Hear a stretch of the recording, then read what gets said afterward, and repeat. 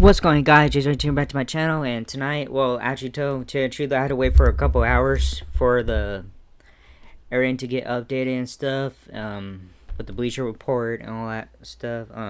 With the matches of Ring of Honor. So yeah, for the first time, I'm doing a Ring of Honor review and stuff. And truth is, I didn't get to watch the Supercard 2022 one, which was in April 1st of this year. I don't know if it was on Bleacher Report or I missed it, or all I hear, but it was on Fight TV and on cable and on regular cable pay-per-view and stuff. So yeah, anyways, sorry, trying to get my hat fixed. So yeah, anyways, yeah, I don't know,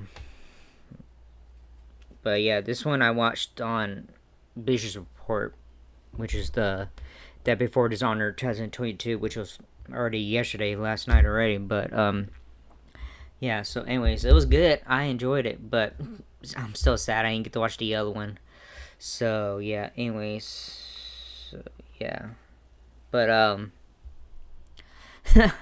was trying to find the Supercar on DVD, but then I couldn't find it on All Elite Wrestling's website or Ring of Honor website.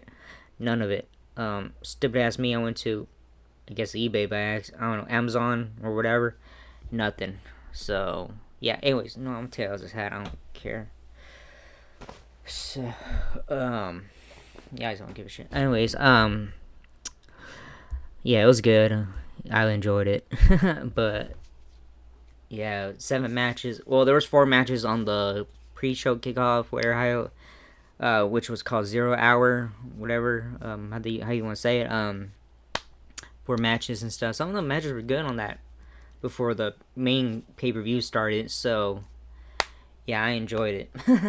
But anyways, let's get to it then with the 0 Hour. Yeah, 0 Hour. I was right.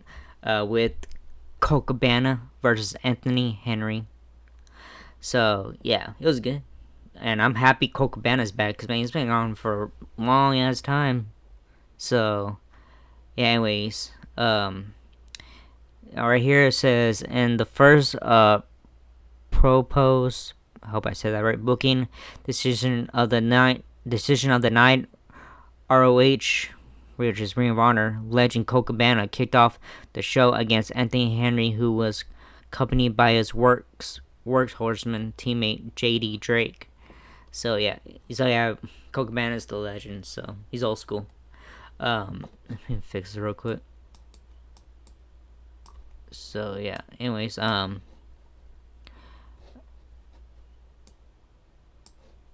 let's get to it. Alright, this is the first match with the 0 Hour and stuff. So here we go. Alright, Henry dominated the match, focusing on the neck of his veteran opponent, determined to earn his first win in a promotion he long dreamed of working for. He relentlessly worked over Boom Boom. Cabana fought back, fended off repeated attempts at interference from Drake, and scored the pinfall victory off a top rope moonsault. A solid, if unspectacular, opening match that popped up the crowd and set the tone for the reminder how you want to say that word, of the night. Cabana is a beloved icon in ROH and will always bring energy to his performances. Henry was clearly motivated to leave an impression on the fans. He and Drake might be the most underrated act in AEW, and if there is a future for them as a regular part of this relaunched company's roster, ROH will be better for it. So yeah, Cabana defeated Henry. So it was good. I enjoyed it. So yeah, top moments right here. It says the fans erupted for Cabana, proving that no lack of television time can affect their appreciation for the indie icon. Cabana absolutely leveled Henry with the lariat clothesline as he mounted his comeback. Henry capitalized on interference from Drake and delivered a frog splash that earned him a great near fall on the babyface. So yeah, it was good. I enjoyed it. I'm happy Colt Cabana's back.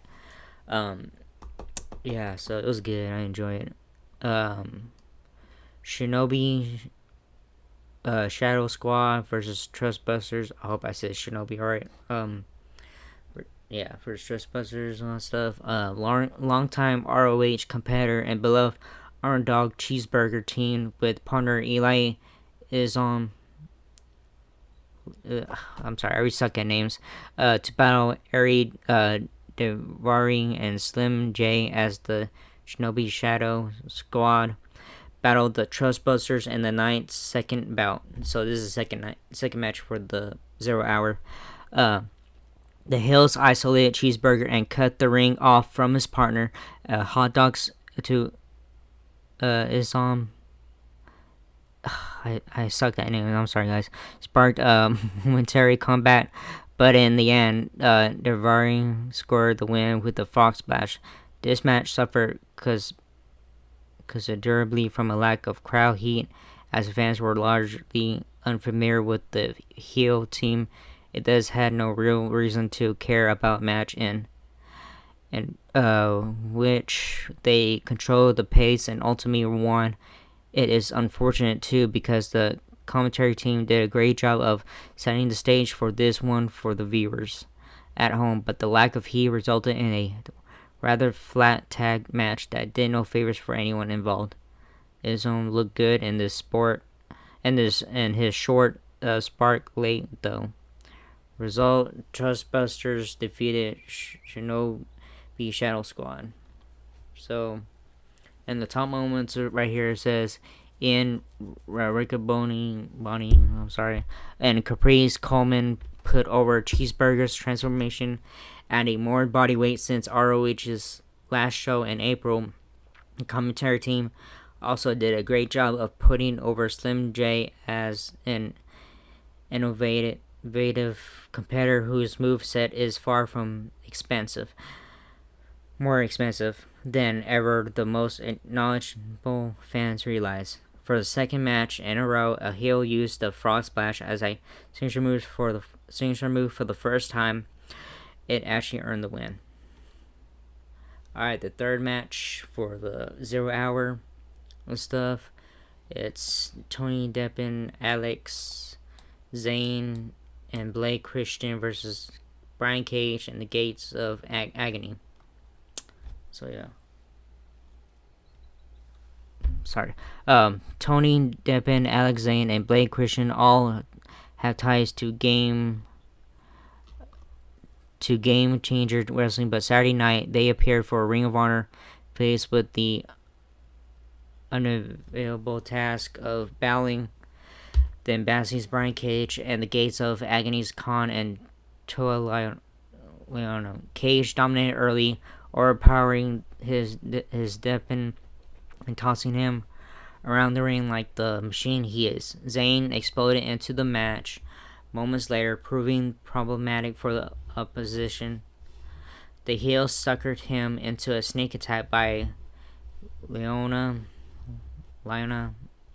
though, and the Embassy regained control. Zayn tagged Christian in, and the former Impact and NXT competitor fueled a combat.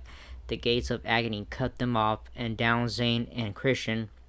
A defiant Deppen even chopped both men before falling prey to a 3-on-1 beatdown that ended with Cage scoring the pinfall victory. This was the first really good match of the show, but one cannot help but feel as though the unsigned babyfaces overshadowed the contracted heels. That is not to say Cage, Khan, and Leona were not impressive, because they were certainly physically dominated. Christian, Deppen, and Zayn brought unbridled energy, though the audience responded loudly and favorably to all of it. Might they find further opportunities with the promotion of AEW based on their performances here? It remains to be seen. That was a good match, kind of. Alright, prior to the match, Prince Nana revealed to backstage interview Lexi Nair that he had purchased Tully Blanchard Enterprises from the Hall of Famer. The commentary team referred to the faction as the Embassy throughout the bout. Cage's feats of strength are never not impressive. Ouch. The springboard 450 splash by Christian for the near fall popped the audience and produced the first big non-entrance pop of the night. Alright, this is the fourth last match for the 0 hour. Alright, so Willow Nightingale versus Allison Kay. Alright, Willow Nightingale and Allison Kay wrapped up the Death Before Dishonor 0 hour kickoff show with some hard fought women's wrestling action. Kay worked her submission based offense to great fetch stretching Nightingale in search of a tap out victory. The babyface fought back but found herself repeatedly fighting out of Kimura attempts. She finally created a separation by way of the pronounce and delivered a gut wrench sit out powerbomb for the pinfall victory. After the match, Riccaboni and Coleman suggest that the win has put Nightingale in the ROH Women's Championship hunt. That may be the case. Nightingale is a star in the making of. Tony Khan will be wise to position her as a face of the women's division in either ROH or AEW sooner than later. Kay has long been a strong wrestler who had some success on national television with Impact Wrestling and NWA, but definitely earned a run in either WWE or AEW. This was a solid wrestling match with some great wrestling from Kay and the explosive offense from Nightingale that makes her such a fan favorite. Good stuff and a taste of what is to come later in the show, when Mercedes defends the ROH Women's title against Serena Deeb. So yeah, Nightingale defeated Kay. Oh yeah, and Embassy defeated Defending Christian and Zayn. Yeah, top moments. The pop for Nightingale was great and reflective of a star on the rise. Kay moves so seamlessly in the ring. She is both a top tier performer and somehow one of the most underrated. Nightingale's pounce is hella impressive and unlike anything that any other woman is doing on TV right now. Alright, let's get to the first match. This was unexpected. We're on the main card now, so yeah, anyways, unexpected. I didn't realize this was gonna be a first match, so I guess it was at the last minute, I guess. So here we go, the first match on the main card, and there's 7 matches. So yeah, Ring of Honor World Championship match: Claudio Castagnoli versus Jonathan Gresham. Yep. This was the first match. So yeah, I'm not gonna read the second, about the match or whatever, but I was gonna read how it went. So yeah, Death Before Dishonor dealt its first surprise Saturday night in the form of an opening contest for the Ring of Honor World Championship, in which the Foundation Jonathan Gresham defend against Claudio Castagnoli and expertly wrestled and technically sound match. The contest saw Gresham seek to negate the size advantage of his opponent by taking his knee out from under him and keeping his assault mat base. Cesaro repeatedly powered his way out, but Gresham systematically cut him off and dragged him back down to size until he could no longer neutralize the advantage. Castagnoli fought back into the match and delivered the Ricola bomb to win the championship in a momentous start to the show. So yeah, Claudio defeated Gresham. So yeah, I want to see the top. I'm gonna talk about the top moments mostly. Ring announcer Bobby Cruz announced a world title match would kick off the show to a thunderous ovation, and the shock of the commentary team. Riccoboni and Coleman revealed that a coin toss was held earlier in the day to determine the main event, and FTR versus Briscoes won. Gresham wisely scouted Castagnoli's opening uppercut and dodged it. Castagnoli did a great job of selling his injured knee, except for the double stump spot, in which he failed to sell the effect it would have on the joint. The look on Castagnoli's face after he realized his dream of winning the one title that eluded him over his career really put into perspective how much the moment meant to him. So yeah, he's the new Ring of Honor World Champion. So yeah, nobody didn't expect that was gonna be the first match of the night. I was like, what the hell? Like, holy shit. It was like, fuck, this is gonna be badass. So it was a good match. Alright, here we go. The second match is the 6-man tag team championship match. Dalton Castle and the Boys versus the Righteous. Alright. This is the second match.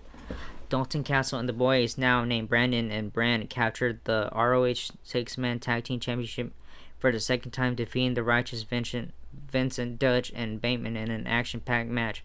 There was not an overwhelming amount of heat for the match early, but escalation of each spot all the way up until Castle pinned Bateman to win the titles, helped bring the audience along. Man, it was a good match. Don't get me wrong. I don't know what's going on right now. Top moments: Cruz Ali did not announce Vita Von Star with the Righteous odd because she delivered a springboard moonsault that played into the match later on. Castle launched his partners repeatedly over the top rope and onto the a position in a crowd pleasing spot. Dutch flying over the ropes and squashing the Boys was a great spot. So it was good. The third match is ROH Pure Championship match. Wheeler Yuda versus Daniel Garcia. Man, I thought Wheeler Yuda was gonna lose, man. It's got the shit out of me on this match. Alright. Two of the most gifted young wrestlers in the industry squared off with the Ring of Honor Pure Championship for grabs. Each man hell-bent on proving they are the better technician. Hellacious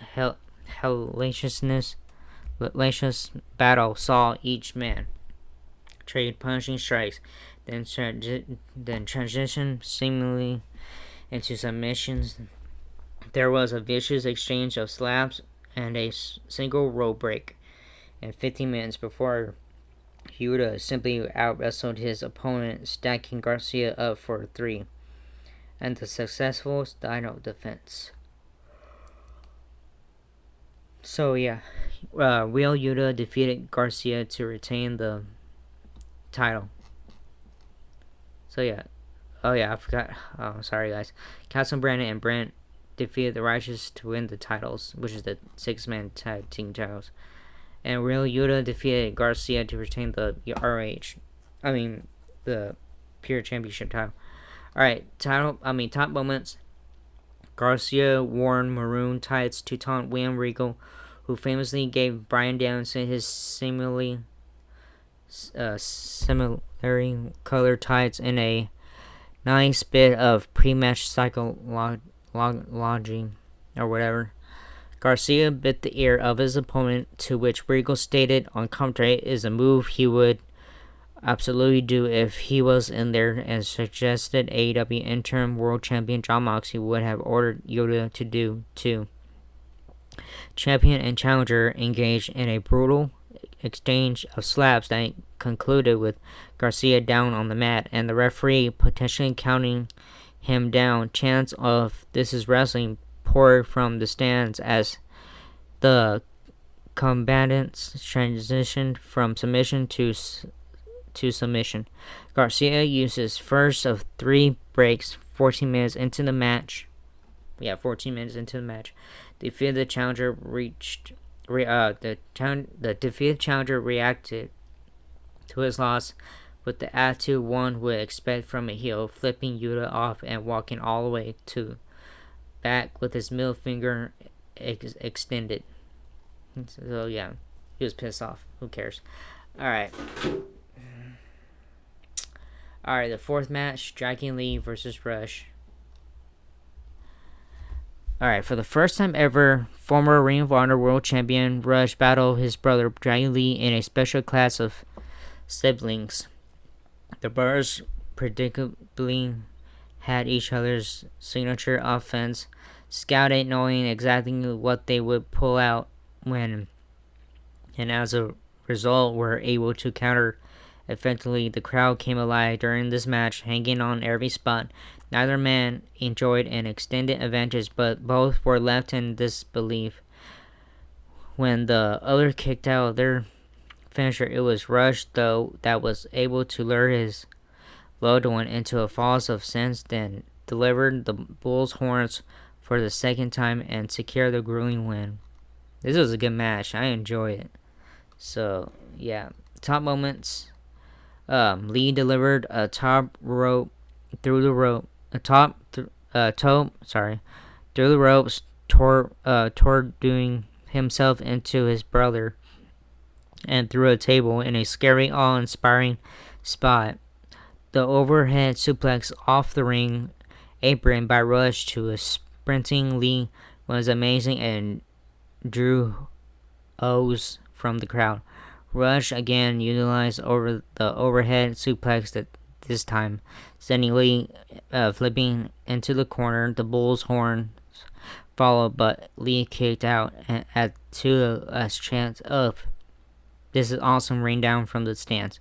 Lee delivered the incinerator, but Rush kicked out at 2. So yeah, Rush defeated Lee. Alright, the 5th match, ROH Women's Championship, Mercedes Martinez versus Serena Deeb. Alright, let's see. We're almost there, guys. Yeah, I was making sure. Alright, the 5th match.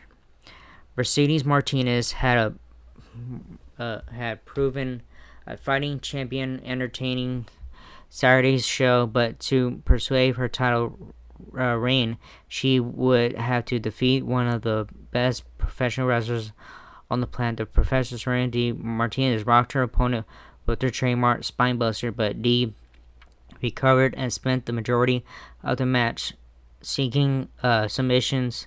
She dominated the action, putting the champion on the defense and forcing her to fight them from underneath.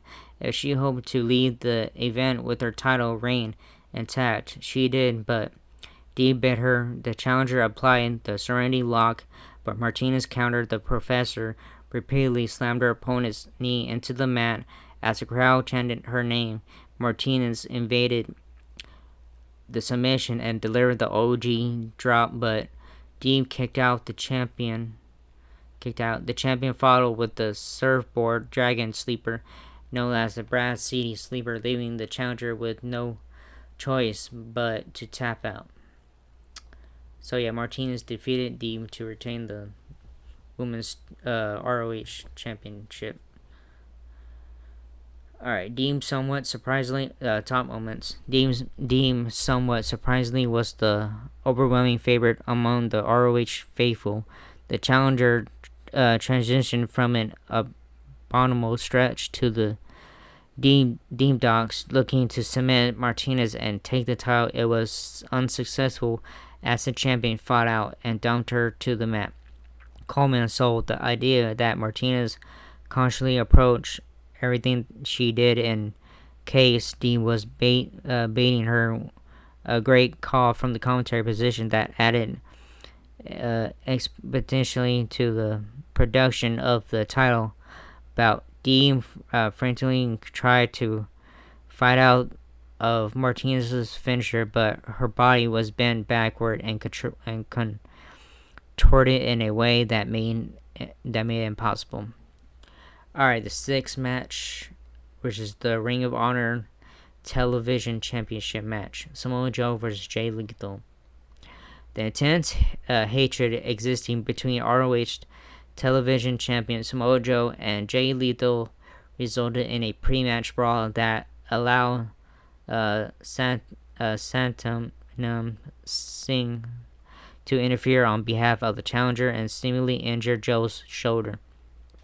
Once the bell rang, it appeared as though Lethal would wrestle his way to victory. He had Joe wheeling one more than one occasion, and after the lethal injection appeared to have the title and win in hand, until Joe kicked out. Reverting to cheating did not help either, as Joe proved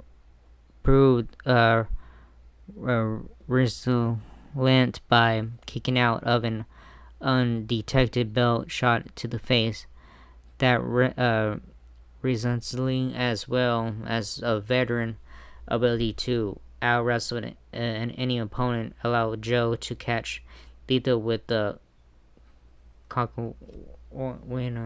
clutch and secure the win via submission. So yeah, Joe submitted Lethal to retain the television championship belt. I thought Samoa Joe was gonna lose because he's doing that movie, that Twisted Metal movie, that video game for, yeah. I thought he was gonna lose, but never mind. So he won, which is good. Good match. Alright, top moments. Lethal made good on his promise to go it alone, waving off Santam Singh and Soja Dutt as he entered the arena. Champion challenger brawled around the square circle before the bell had a chance to ring. When Joe appeared to be building momentum, Singh interfered and manhandled Joe, sending him into the ring post and injuring his shoulder. Joe drew a big pop for his trademark forearm assisted to suicida as Rico Bonnie dropped Impact Wrestling NXT while running down the Samoan Submission Machines Championship. Success in the city of Lowell, Massachusetts, home of tonight's show. Lethal escaped the muscle buster and delivered the lethal injection, but Joe kicked out a two as the crowd bit on the near fall. Dutt provided a distraction. Lethal used the TV towel as a weapon, and Joe still kicked out. Alright, the main event. So yeah, guys, we got a long one on this one. Alright, you ready? Here we go. 2 out of 3 falls for the Ring of Honor Tag Team Championship. FTR versus the Briscoes. With the eyes of the wrestling world on them, expectations extremely high following their match of the year candidate back in April. Ring of Honor Tag Team Champions FTR defeated against the Briscoes in the main event of Dead Before Dishonor. A fantastic first fall saw the champs attempt to out-wrestle their opponents while the Briscoes instigated a physical fight. Jay and Mark's game plan worked to perfection as they scored the first fall of the match, earning a pinfall over Dax Harwood just under 20 minutes and following the Doomsday device, despite every effort by Cash Wheeler to break up the count. Briscoes led 1-0. The Briscoes worked over Harwood, targeting the head and neck, damaged by their high-impact finisher. Just moments earlier, Harwood created separation and looked to tag Wheeler in, but the challengers had taken him off the apron seconds earlier, preventing the switch. Wheeler finally tagged in, obliterated Mark with the clothesline, and delivered a wicked brainbuster for a near fall.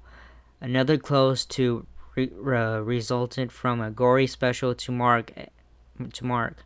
A shot to the face with the ring bell opened Wheeler's face up, did not keep him down for the count. The close calls finally paid off moments later as FTR evened things up with the big rig for the pinfall on Jay. The match tied at 1-1. Late in the third fall, the referee bumped with no official. Jay had a pinfall that should have won him the match, but it went uncounted. Moments later, FTR hit the big rig only for Jay to kick out and become the first to ever do so. A table bump took Wheeler and Mark out of the equation. Moments later, leaving Harwood and Jay to battle for tag team supremacy. The Jay Driller fell to put Dax down for the count, but Harwood's spike piledriver from the middle rope did not.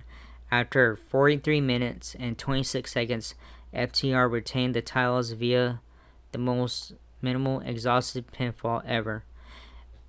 FTR won 2-1. So yeah, man, this match was so fucking good, man. It was the best damn match ever. So yeah, FTR defeated the Briscoes 2-1 to retain the titles. So yeah, they're still the Ring of Honor tag team champions. So right here it has 5 pluses. 1A and 5 pluses for this match. Damn, I ain't never seen that before. That's the first time I ever saw that one. So yeah, the best top moments. Dueling chants, the introduction by Cruz, and the uptick in audible excitement from Riccaboni and Coleman were all indicative of a big-time championship clash. The trainer checked on Harwood at ringside as he appeared to be hampered by the torn labrum suffered prior to the Forbidden Door pay-per-view. The commentators put over the Briscoes' history of sweeping these 2 out of 3 falls matches, preferring to win quickly and decisively.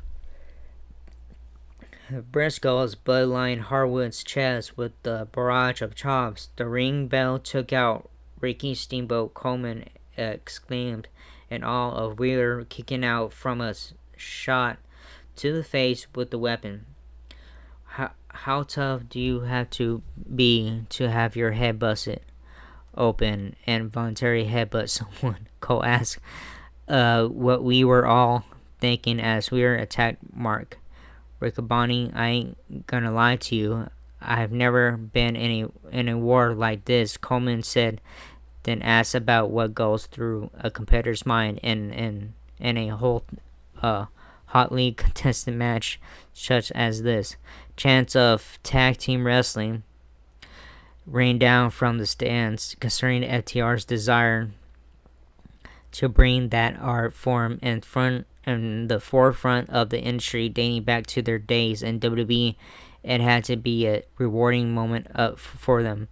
The Briscoes applied stereo clutches, leaving Wheeler and Harwood to hold hands and will each other not to tap. They did not. After multiple uses of the side suplex throughout the match, Wheeler delivered one to Mark off the ropes and through a table at ringside. So yeah, that match was so fucking good, man. I enjoyed it. So yeah, that's all there was. So yeah, he talked on the microphone and stuff, and they said thank you to the Briscoes. Man, it was so fucking good, man. It was fucking fantastic, man. Ooh.